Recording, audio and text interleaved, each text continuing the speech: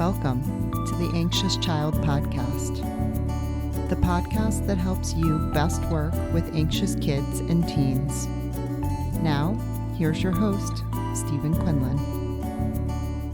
Hello, everybody. Today on the show, we have Bethany Nicole. Bethany is a freelance writer, and her breakout book, Apologies I'd Never Got, is a book of dating and relationship horror stories phrased as apologies that you never got from the people who never gave them to you. Before she was a writer, Bethany worked in Child Protective Services as a social worker, and before that, she was an anxious kid, trying to figure out why it was that she felt differently from everybody. Bethany has a great life story to share with us today, one that's full of twists and turns and leaps of faith, in addition to finding her own unique way of coping with her anxiety. I'm so thankful to Bethany for coming on today and sharing with us her story. There's a fantastic metaphor for managing panic attacks that she uses, which I've actually never heard of before. So real quick, before we get to the show, if you haven't already checked out the Anxious Child Podcast private Facebook group, hop on there and say hello. We'd love to have you. And if you want to support the show, check out the website at theanxiouschildpodcast.com. So with that being said, here is me and Bethany Nicole talking about all things anxiety, medication, relationships, and finding your own way through life. Enjoy.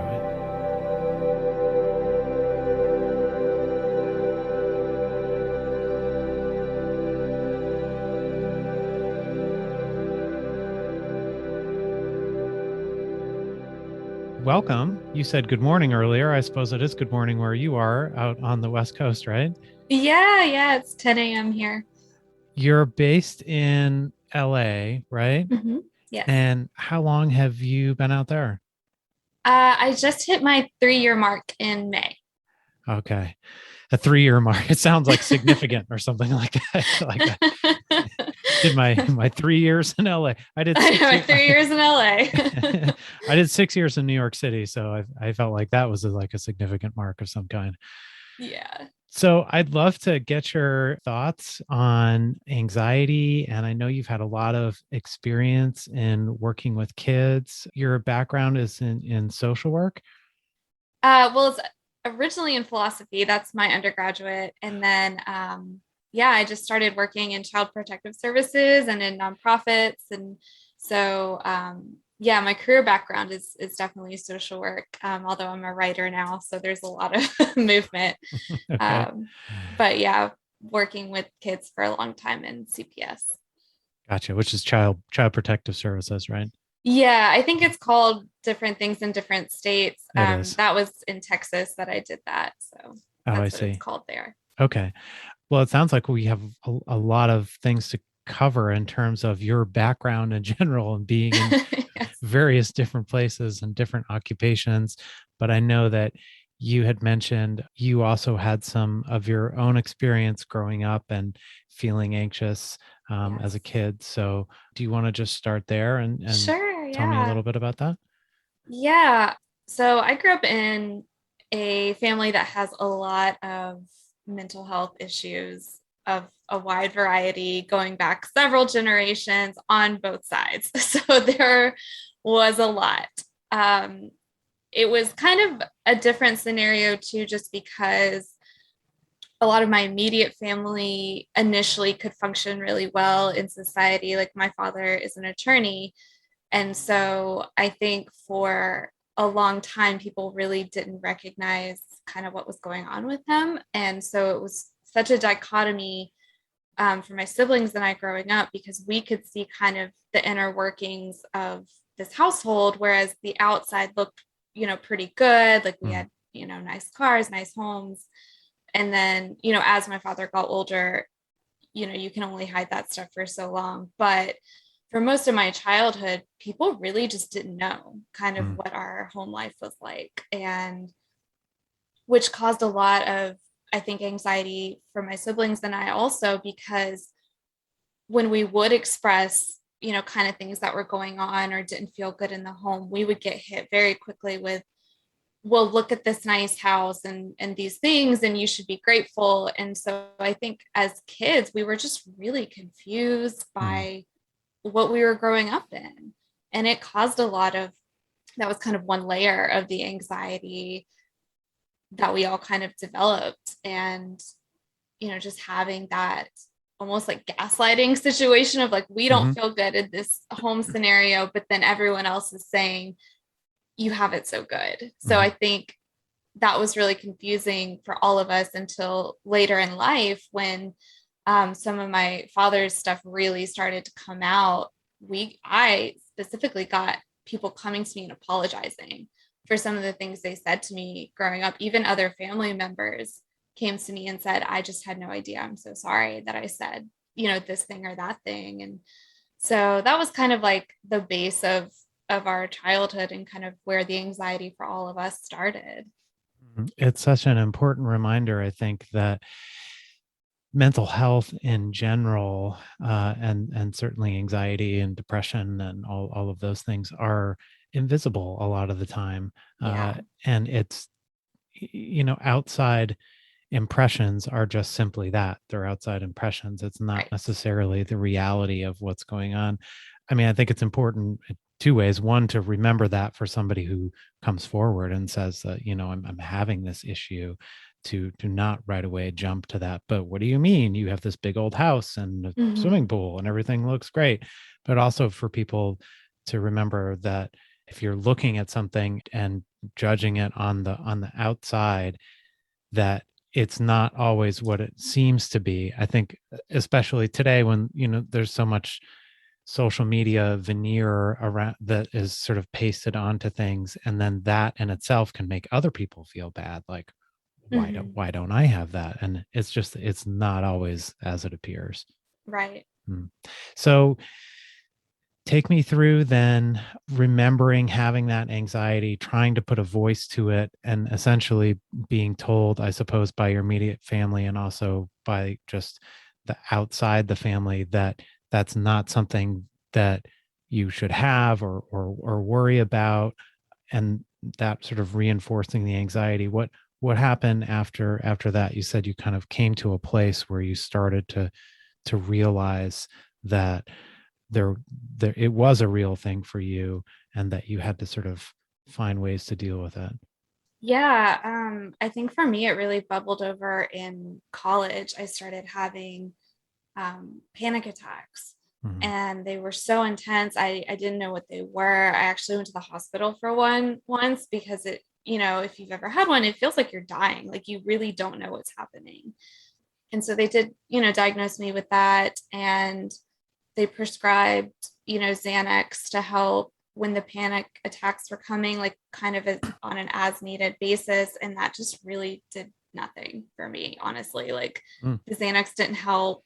By the time the panic attacks were coming, I just think my adrenaline was maybe too high to, for the Xanax to help. And that was when I kind of everything started really unraveling for me as far as understanding, what I'd come from and like that I did have, these things to work through in my life. And so I really started doing meditations and breathing, like breath exercises. And there's actually a book, I'm trying to remember the title. It's called Remember Your Essence by Paul Williams, I believe. Okay. And that actually was so crucial for me in getting off the Xanax and being able to find other ways to handle the anxiety, because I was just getting no support really from family or from anyone else. They just really weren't getting it. There's a line in the book where it talks about your mind being like gears. And so one thought leading into the grinding of the next gear and the next gear and the next gear. And that kind of pulls you into this panic attack. And so the book talks about if you can just separate the gears. So when that first thought comes, looking at it as, oh, I know what this is. This is anxiety. This is, just a thought. It's not real.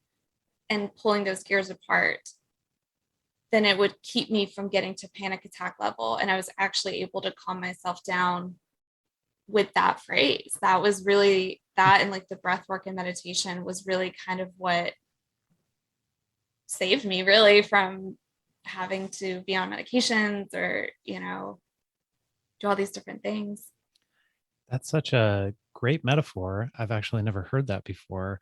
I love the idea that it's like one thing sort of causes another by being latched onto it and Yeah. amplified. And that's really how panic attacks, for me at least, feel and start is like this one really panicky thought. And then it's like, well, what if? And then before you know it, you're full panic attack. So it's like, that was just so unbelievably helpful. And I've shared that with like a few friends who've had anxiety, and it's been really helpful for most people that I've shared it with. And, it just really helps to, it takes the power away when you can say like, this is just a thought, like, this is not real. This doesn't have to escalate to the next thing. Or so for me, that was really big in untangling kind of the anxiety mess that I was like early college finding myself in.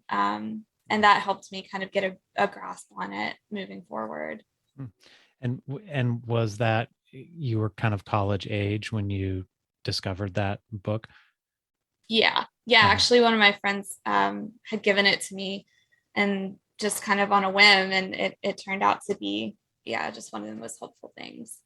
Wow, that's amazing. Did you try other things besides the Xanax, or was that the only medication that you tried? That was the only one I tried. That was, I'm 33 now, so I was, barely 18, 19 when that was happening. So that was still really kind of at the beginning of when that stuff was really being rolled out as an option. So that was at the time their go-to, like it was like a trigger response, like, oh, you have anxiety, here's Xanax. Like that was just really kind of how it was at that point with medications and things. And, I'm not here to like bash, some people do great with Xanax. It just didn't work for me. And so that was really all I tried. And I was really only on that for a couple of months maybe. And then it just really wasn't working. And then I was able to find the book and get off of it. So that was really helpful for me. Yeah, I think it's important to remember too that everybody's different, and what works for one person is not going to necessarily work for another. And it's easy, especially when you're talking about medications, to get lulled into this idea of, oh, you have A, then here's B. It's very cut and dried, and this is how we're going to quote unquote fix it, especially when you're talking about mental health, which is so different than just overall physical health in general, although they're tied together. But it's a great message for people to remember that just because something is sort of supposed to work and it's not working for you, that it doesn't mean that there aren't other options that you can try. Yeah. And to be fair, I guess like when I was prescribed it, when I went, to the hospital, they, I think maybe just thought I was like a really anxious college student, like worried about my exams or something. So, they didn't dig into like, they weren't aware that of like my, background, or like, also right around that time, my parents had been together for like 30 years. And they got divorced, and they both immediately got with new partners. And that was all right when I like moved to college. And so like, it was a tremendous change. And I think that was probably the catalyst that boiled the anxiety, because before, I think when I was in the home, I felt like I could manage them a little better and had more control over the situation. And then when I was gone, I just kind of like, watched everything explode, and watched, my father just start down this really dark rabbit hole of, women and alcohol and different things. And I think, as kids, anxious kids, we try to control so much. And then when we lose that sense of control, even though we never really had it to begin with, right? But like when we lose that, I think that also just really pushed me right over the edge, into these panic attacks. Not to mention you were also, you're out on your own for your first time, right? So yeah, I had moved 8.5 hours away. My family was in North Carolina, and I moved to college in Florida, and I didn't know anybody. And I'd lived in North Carolina my whole life. So like there was a lot going on in my young life when all of this was like, so when I look back on it now, I'm like, oh yeah, of course I was having like full-blown panic attacks. But again, at the time, I was just really being told, like, what is your problem? Like, why are you so upset? Like, it was just, such a weird experience. Well, I'm sure that was very difficult. And you did have kind of this perfect storm of things all coming together. But looking back on it, and this is that power of retrospection, I suppose, that you're able to look at things in a different light. It pushed you to a place of discovery as well, of figuring out what worked for you and how you were going to be able to manage these things that you hadn't really been managing up until that point. So what happened then? So you kind of you've got sort of a handle on this stuff with the meditation and your metaphor, and what happened from that point?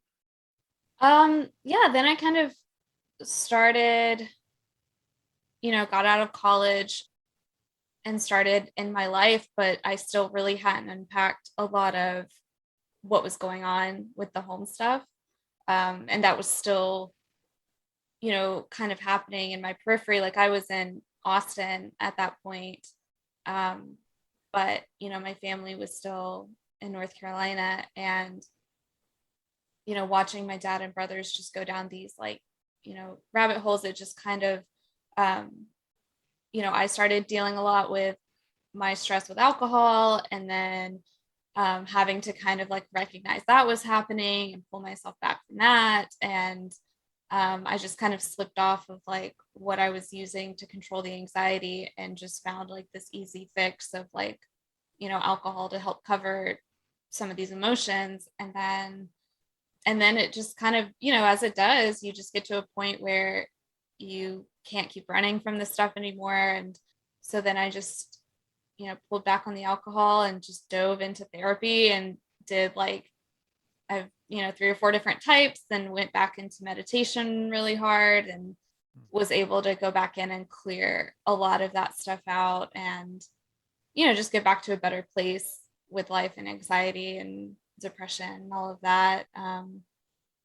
Yeah. And just really, it took having, all these different types of therapies, really. Like I just kept trying different things until I found something that really worked for me to help unpack. And, the more I think I was able to unpack what happened, the less I felt any anxiety at all. Like, I feel like it was just really retroactive, and the more I was able to separate from my family, unfortunately, but the better my anxiety got from, having to let family members go. And just, that really, I think, it was something I saw a lot in CPS, and I almost like had to learn to practice what I'd been preaching, because, in CPS with kids, sometimes, they're having to let their parents go. And, so over and over, I would have these conversations with kids about like,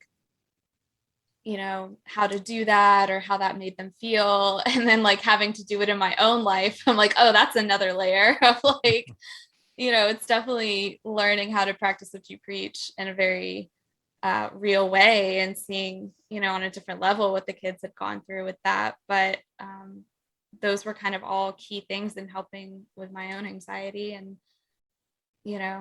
I think that was integral in my healing.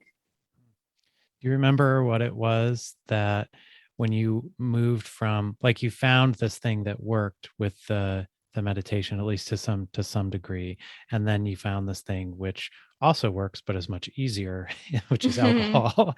Yeah. And you said you kind of got to that point where can't run from it anymore. Do you remember what that was? Was there like a moment for you that you realized, I have to make this shift and go back to what it was I was doing before? I'm wondering because I think that's so difficult to do, and Mhm. I applaud you for doing that because it's really hard, and many people struggle with that. So just curious if you remember if there was like a turning point or a catalyst or something for you at that point where you moved back to the more healthy way of dealing. Yeah, I mean, it was kind of a slow, I think, process. Like I think a lot of people have, something really big like a DUI, or I don't know, just something Yeah. where it really affects them.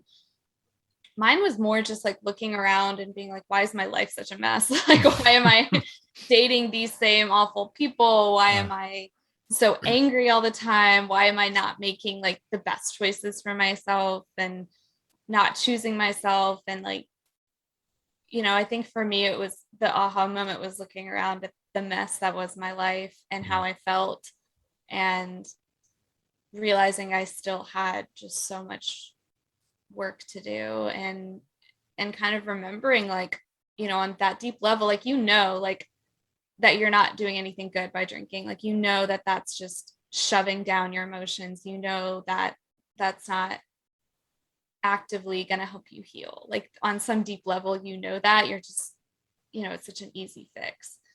So, but then, the dual-edged sword with that is like, alcohol also causes anxiety. And so you're really in that loop for a minute of, I'm anxious, I'm going to have a drink, but then you wake up more anxious. And like, so it just really took my life not looking the way I wanted it to, or my relationships looking the way I wanted them to, for me to really have the aha moment of like, okay, I've got to get back to this. Mm. Well, I know what you do now is so much in that realm of human relationship, and you're kind of a relationship. Can I call you a relationship expert at this point? Mm-hmm. Yeah. um, so it's so interesting because I'm thinking about what you said. Part of the turning point was looking at the relationships that you were in and realizing that they were cyclical and not healthy and just not what you wanted for yourself. But then also in terms of your family relationships, having to let go of some of those and how difficult that is, even though you know that that's on one level, as you were saying, like that's what you have to do. So before we get too much into that, sort of what you're doing right now, how did you get to doing well, we're going to have to talk about your philosophy degree at some point because It as you know, I also have a philosophy was degree in so cool. I undergrad. love Yeah. that. Yeah. Which I think ties over really well into psychology and sort of just, Yeah. the human condition. Oh, Um, absolutely. Yeah. but so that was what you were working on initially when you were in college, and you had kind of gotten the book, and that's, you were in your philosophical realm at that point. Yeah. Okay. And how did you then move over into the social work side of things and start working with the kids in the CPS?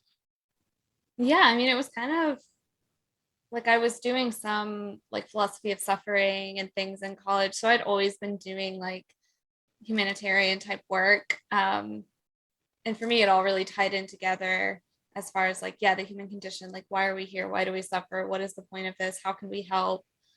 All of these really deep questions. I went abroad for 6 months to West Africa when I was in college and Hmm. worked at a nonprofit there.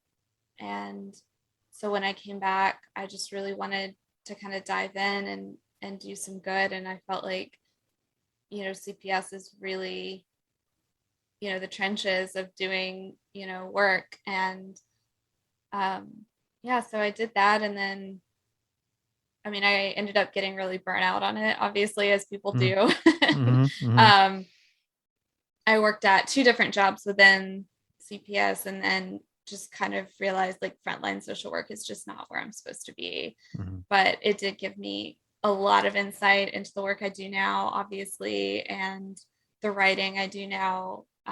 So I see the value in it, but I definitely, am more, I think, a philosopher at heart than a social worker. But Okay, fair enough. yeah. What do you remember about working with those kids there, and how that affected you, and sort of the things that you saw? I think for me, the biggest takeaway from it, and like it really bleeds into what I do now, is, I do a lot with, my book and everything, the apologies I never got. For me, watching these parents repeat cycles that they grew up in and watching them continue to blame their parents for their current actions and seeing that it doesn't get us anywhere, right? Like, it doesn't help you to continue to blame and act out these things because, it landed them in my office with their kids in state care. They're maybe addicted to something and their lives are a mess. And it's like, well, it's because of my parents. And it's like, okay, but can we get past that to try to, like, not that it's not valid, because, not, I would say 9 out of 10 parents that are in a CPS office have either been in there as kids or should have been in there as kids. So it's, a lot of them had really valid things of what they grew up in to cause certain behaviors, but it's, at the end of the day, it's like, okay, but all you've done here is mess up your life, and now your kid's going through what you went through. So the blame and the resentments, they don't get us anywhere. We have to learn to start healing ourselves, taking responsibility for our own things, and trying to live a better life, even if we never get that apology from the parents, or even if the parents never change or realize what they've done. You can't just keep letting that hurt feed your life, because you're just repeating these patterns and just messing up your own life and now messing up your kids' lives. And I think that was my biggest takeaway, is like, what happens when we don't heal ourselves? We just enact it over and over, Yeah, it sounds like you're talking about that breaking the generational cycle of whatever it is that's flowing through the family, be it, substance use or violence, or to some extent depression. I mean, some of these things we talk about obviously have biological components, and there's that you can't just sort of shrug them off, but they're definitely behavior wise. There are things that are repeated that anybody who is a parent will catch themselves saying things like, and they're like looking around like, is that my dad that just said that, or what? I didn't think I would ever say that kind of thing. I relate very much to you being in those trenches, so to speak, with the kids and families who are having these really difficult, overwhelming problems. Having worked in the housing projects in New York City myself, I definitely saw a lot of that, and you could trace it right through. I mean, maybe that's the benefit of being on the outside of it, is it's right there. You can see grandpa was doing this, then dad was doing that, and then here's Junior, doing the exact same thing. But you don't have to be in that dire of a circumstance to have that chance to do something differently than your parents did, or not, I think, as you're saying, wallowing in that place of blame that sort of gives you an excuse to keep doing that behavior. Absolutely. And I think, you can see it on the big scales like that, or you can see it on small scales. Like, we as humans do it all the time, whether it's like, in a relationship where, the girl was cheated on in her past relationship. So she comes into this new relationship and just drags that in with all these trust issues, all these, blames, all these resentments. And the new person's over there like, I haven't done anything, but where's this coming from? And she'll hold this new partner to this really intense standard because of something from the past, and it's destroying this new relationship. But, it's almost like she feels she has that validity of like, well, I'm hurt because this guy cheated on me in the past. And so in that way, that's how we do it all the time, right? We're like, well, my ex was horrible, so I get to act this way to you because of what they did. And it's like, no, we don't get to do that. Like, that's not how this works, because you're not happy. You're destroying this new relationship. it's not about like blame or getting back at the other person or any of that. It's about, yes, you were hurt. So you need to heal yourself because they're not going to do it. The new partner can't do it. So it's all about taking our own experiences and working with them to heal what we need to heal so that we're going into these new experiences able to create happy ones and fulfilling ones, because that's the main goal, right? Is to have a happy life. That's what we're all wanting. What it looks different for all of us, but we all want to be happy. So if you're dragging all of this stuff in, it's guaranteed to make you not happy. It's guaranteed to come out some way or another. And so that's, I think the point is to just really take responsibility for our own experiences and our own healing. Yeah. Because if we want that happiness, we have to heal what has been hurt. I think there's a parallel there too between what you were talking about earlier with the recognition of, okay, I'm having a thought and it's leading in this panicky direction, and like seeing it for what it is. There's also a possibility within that relationship context to recognize I'm having an emotional response that's coming from somewhere else. Sometimes I think that the key with that is the degree of emotional response that you're having, like in relationship to the issue that's at hand.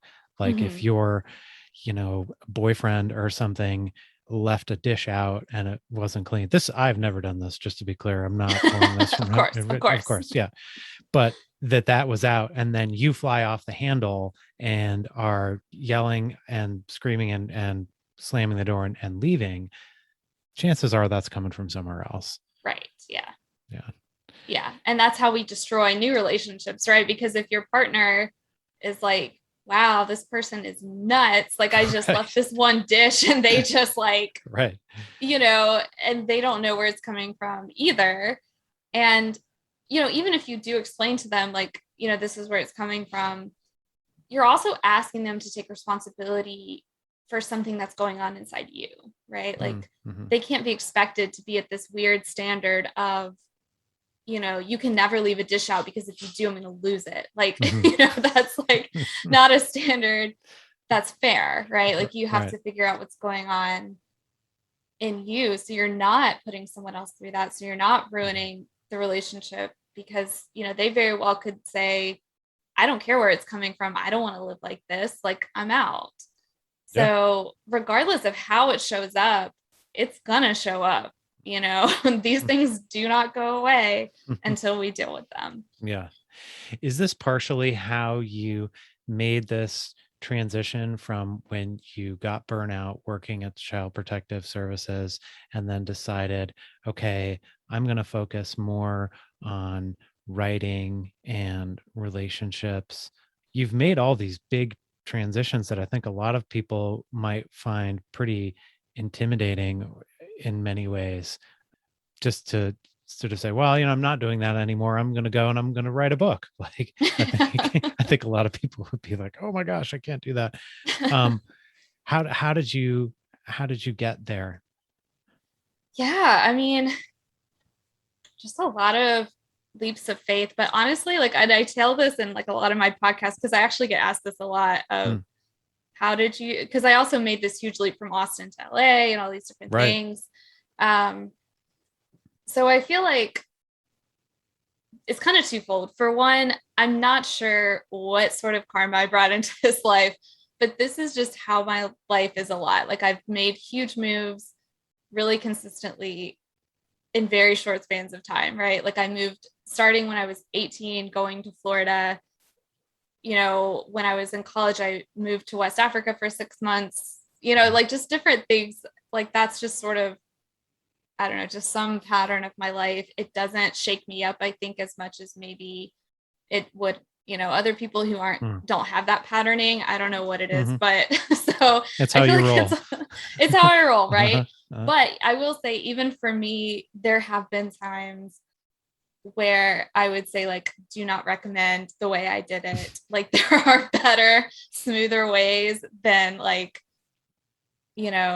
maybe ramming your head into the wall or just jumping ship or whatever. I think sometimes we do, to make these big leaps, we have to have a lot of faith, and we do have to jump and hope the net comes a little, but it doesn't have to be like you're taking a leap off the Grand Canyon, like there can be more like smaller leaps. Steps along the way. But yeah, for me, I really just, when I feel that calling, it's just what I have to do, and putting a lot of faith into it, and, being able to make a living and pay rent as a freelance writer is something that I didn't think I would be able to do. And it did take me having a bit of a leap to be able to prove to myself that I could. And, the saying of necessity breeds, kind of thing. So sometimes when you are in that push of like, okay, so if I want to eat this month, I'm going to have to figure out how to do this, That's a pretty good motivator. Right? Like that's always fun. But I think, I think it takes a lot of faith in yourself, but it doesn't always have to be that big of a leap. I think really just starting, even if you're still stuck in this 9 to 5 or in something that you don't want to do, I think even just starting what you can, whether it's like 1 hour a day, one weekend a month, like whatever it is, I think getting the momentum flowing towards those big things. So like if I had stayed in social work and started writing while I was in it, that might have been a smoother transition than what I did. Okay. But I mean, what I did worked, but I'm not saying I would necessarily recommend that journey to everyone. Like, because even for me, with as many of these as I take, I was like, ooh, that was a bit much. Well, it's so interesting in terms of what you were talking about earlier with that idea of control and how that relates to anxiety, and especially as somebody who has had anxiety herself, giving up and you said this yourself, the illusion of control, that idea that we're completely in control of everything that's going on in our lives, and how nice that would be, right? But to make those big moves in the way that you did, I just think is so interesting in that regard. Unless you felt like maybe that gave you some control in some way or something, that like you just made the big move and that you were like, I'm taking control. I don't know. Yeah. I mean, there is some sense of that, and it definitely is anxiety producing change in and of itself is. Sure. So it is having to really work through, but I mean, I feel like for me, the like faith really helps counterbalance the anxiety of like, faith in myself, faith in, whatever people believe in, like just having that faith that like, I've got this, I can do this, and having done it a couple of times before helps you kind of gain trust in yourself, I think, like, and learning, we do have a lot more control over our lives than we tend to think. So, and some of it is leaps of faith and some of it is, trying to plan as much as you can. And I think that's maybe the better balance, especially for, people with a ton of anxiety, where you can think of like, every single possible bad outcome. Like, I think, learning how to work within that too, to help plan as much as you can. Like, we think of that as a really bad thing, but we can use that for that energy for good. I think that's probably why my dad was such a successful attorney for such a long time, because he would literally, his anxiety was so intense that he could think of every, negative outcome of a trial or every whatever, and be able to, counteract it. And my brother is an attorney with the same stuff. And then I think for me working in CPS, like those houses that had the kids in them were so safe, because I'm like, there were like 5 things in this room that could go wrong. And people are like, I would never have thought of that. I'm like, this is like where the anxiety can come into to play. Like you can use it to say, with writing or anything, you can say like, okay, so if I plan for the worst contingency and I can settle that, then anything that happens on the scale between that, like I'm good, Mm-hmm. So there is, I think, a way to utilize our anxiety to benefit us in our lives. But I remember when I was first starting out in private practice as a therapist, and I was so nervous about how that was going to go. Where am I going to get clients? How am I going to, essentially the same thing that you were saying earlier about like, how am I going to put food on the table, which is like mm-hmm, what this boils down to. And I was talking to a psychologist friend of mine. I always remember what she said. She said, I suggest that you just accept the fact that you're anxious right now mm-hmm, and that you can be really productive even mm-hmm. because of it. Yeah. And that made a lot of Yeah. sense to me. And so if you can channel that in whatever it is that is going on for you in the moment, it can be really productive, or Mm-hmm, as you were saying, really safe and keeping you in that sense of safety and mm-hmm. trying to protect her, because that's ultimately where that comes from, is you're Mm-hmm. trying to protect yourself. Yeah. Yeah. Yeah, It's a survival mechanism for sure. exactly. Yeah. So tell me about your book a little bit and what it is that you're doing now. And I'd love to hear how you've taken all of this stuff, speaking of channeling things, and kind of put it put it into what you're doing at the moment.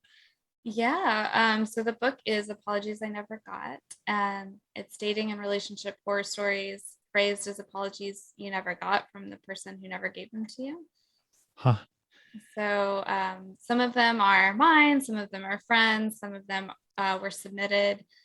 And so they're phrased as the apologies, and they talk about, they're kind of categorized. So then I get a little bit into like what's happening within the categories. So like there's like a gaslighting category. There's Mhm. like a 50 worst dates category. There's just like different categories. And then I get into, and I do talk about like attachment theory and some of it as Mhm. well, just talking about like what's going on in these apologies and these backstories, and, how you can avoid it or how you can work through it or whatever it is. And, the underlying theme is obviously like acceptance, forgiveness, and letting it go. Mhm. Mhm. And it is mainly focused on the dating and relationship aspect of that. But, clearly that concept is much bigger because we don't get apologies from so many people in our lives. And, Mhm. letting go of that attachment to, I can't move on until I get this apology, or, they're not even sorry. Mhm. And that bitterness that comes with it, it just holds us back. That's all it does. Mhm. And so, yeah, it just kind of talks about learning to let that go and how to do that, and how to get your mind around, that it's not saying what that person did was okay. Um, it's really it all comes back to like how it benefits you and how it benefits your life, to just let it go and just try to move on, Mhm. instead of trying to bully someone into apologizing or telling them all the things they've done wrong over and over, because either A, they don't care, or B, they don't care as much as you care. Mhm. you know and even if they did come around and apologize, like that doesn't really, what does that do? Mhm. Like you're Mhm. still hurt, the relationship's still over, the damage has been done. Like that doesn't, it might kind of make you feel better, but not really. Mhm. Yeah, I love what you said there, because I think relationships themselves are such a great place to sort of test these things about ourselves that we're working on all the Yeah. time. And as obviously as human beings and very social creatures, we do this. But I think I also love that your story in general is one of seeing those things for what they are and Mm-hmm. being able to move on from them, being able to let them go in service to yourself, Mm-hmm. and being positive about yourself about yourself in relation to other people. I think that's just there's such a great message there for people to be able to work through that kind of stuff, because we do want to take care of ourselves just to do that because we value who we are, and that's important to do. But also, you care about the person on the other end of that as well. Mhm. You don't want to be the reason that somebody is upset or has had another failed relationship or whatever. Yeah. So hats off to you for doing what you're doing, for all of your big leaps that you have done Yeah. throughout your life. And I think that, as you were saying earlier, once you've done any kind of a leap, no matter how big the size of it, like say you're jumping off the diving board, the next Mhm. time you do one, even if it's on a higher diving board, it's going to be easier than the first time. Yeah. Yeah. I think it's definitely learning to trust yourself. And I think the more times you jump and are able to catch yourself or figure something else out, problem solve, then you can kind of relax into that of like, oh, okay, like I've got this, because Yeah. a lot of, I think people also listen to a lot of the outside noise of like other people, saying, that's crazy, or you can't do that, or no one else has done it like that. And that can be really hard to silence that. So I think the more times you are able to, not prove people wrong, I guess, but prove yourself right, then you start to feel like, okay, yeah, like this is fine. And everyone else can just get on board. Like, Yeah. So trusting yourself and your own judgment about what's best for you.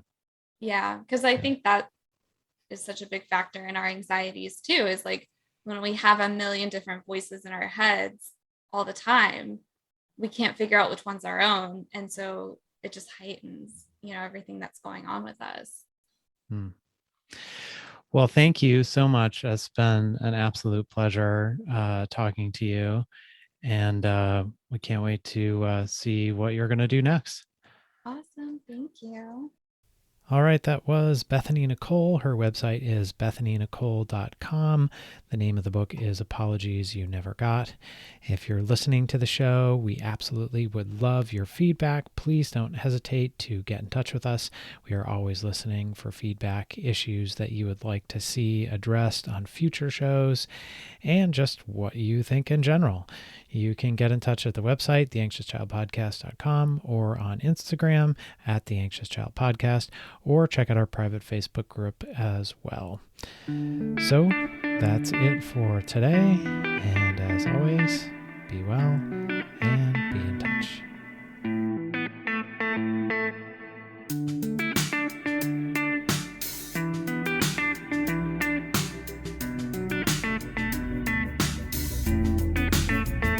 This podcast is not intended as medical or psychological treatment. In no way should it replace treatment from a mental health professional.